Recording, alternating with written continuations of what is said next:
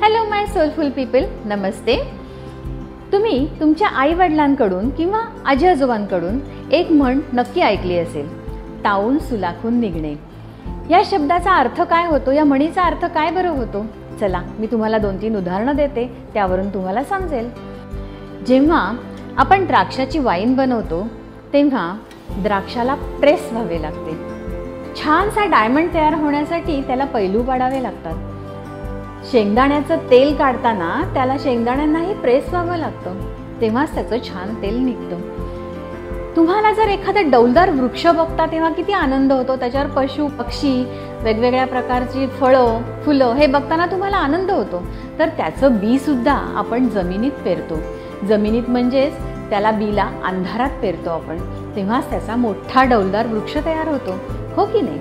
मग तुम्हाला पण जर डौलदार वृक्षासारखं जगात उभं राहायचं आहे तर तुम्हाला या सगळ्या प्रोसेसमधनं जाणं खूप गरजेचं आहे, नाही का? म्हणजेच काय, तुमच्या आयुष्यातही सुखदुःख, नैराश्य, अप्स अँड डाऊन्स येणारच आहेत आणि त्यातूनच तुम्ही ताऊन सुलाखून निघणार आहात आणि तुमचं व्यक्तिमत्व खुलण्यास मदत होणार आहे.